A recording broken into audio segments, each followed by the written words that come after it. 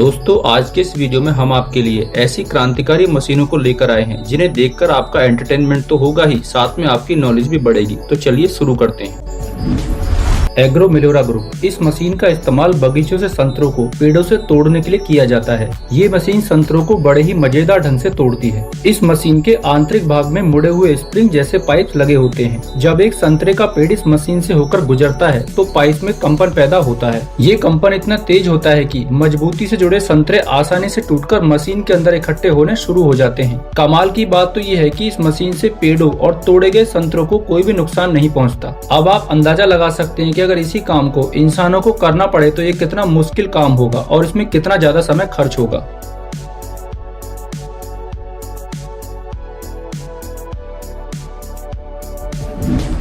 स्वीर। बड़ी मात्रा में खेतों से फूल गोभी को तोड़ने के बाद उन्हें छोटे छोटे टुकड़ों में काटने के लिए इस मशीन का इस्तेमाल किया जाता है। इस मशीन के साथ एक लंबी आर्म जुड़ी होती है जिस पर एक कन्वेयर बेल्ट लगातार घूमती रहती है और इस कन्वेयर बेल्ट पर गोभी को रखने के लिए छोटी छोटी प्लेट्स लगी होती हैं। वर्कर्स पहले इन गोभियों को खेत से तोड़ते हैं और इन्हें प्लेट्स में रखते जाते हैं। कन्वेयर बेल्ट की मदद से ये गोभी दूसरे वर्कर्स तक पहुँच जाती है, जहाँ वर्कर्स इनकी सफाई करते रहते हैं। इसके बाद साफ हुई गोभी मशीन के अंदर पहुँच जाती है, जहाँ एक कटर इन गोभी को काटकर छोटे छोटे टुकड़ों में बदलता जाता है। ये कटे हुए गोभी के टुकड़े एक कंटेनर्स में इकट्ठे कर लिए जाते हैं, लेकिन कुछ टुकड़े काफी बड़े होते हैं जिन्हें दूसरे वर्कर्स हाथों से तोड़कर छोटे करते जाते हैं। मशीन के साथ अटैच ट्रैक्टर लगातार धीरे धीरे मूव होता रहता है ताकि वर्कर्स गोभी की अगली क्यारी से गोभी तोड़ सके और काम रुके ना। ये मशीन कुछ ही समय में बड़े बड़े खेतों की गोभियों का सफाया कर डालती है।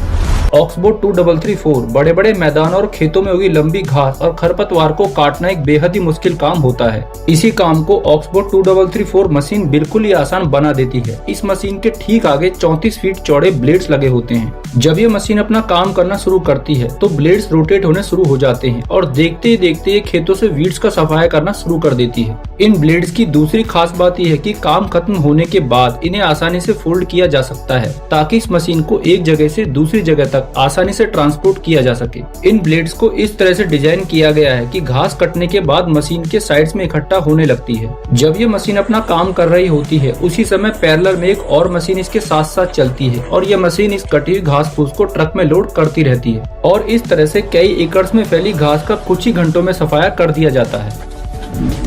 Feeder leader corporation. Round bales machine द्वारा खेतों में उगी अनवांटेड घास फूस की बेल्स तैयार करके इन्हें प्लास्टिक फिल्म से रैप कर लिया जाता है। इन बेल्स को किसान अपने पशुओं को खिलाने के लिए खरीद लेते हैं, लेकिन इस चारे को सभी पशुओं में समान मात्रा में बांटने का काम करती है फीडर लीडर कॉर्पोरेशन मशीन। इस मशीन के ठीक ऊपर चारे की राउंड बेल को रख दिया जाता है। जब मशीन चलती है तो ये चारे की बेल्स खुलकर बराबर मात्रा में पशुओं के खाने की जगह पर गिरती जाती है। यूँ तो इस काम को हाथों से भी किया जा सकता है, लेकिन इस काम को जल्दी करने के लिए इस मशीन का इस्तेमाल किया जाता है।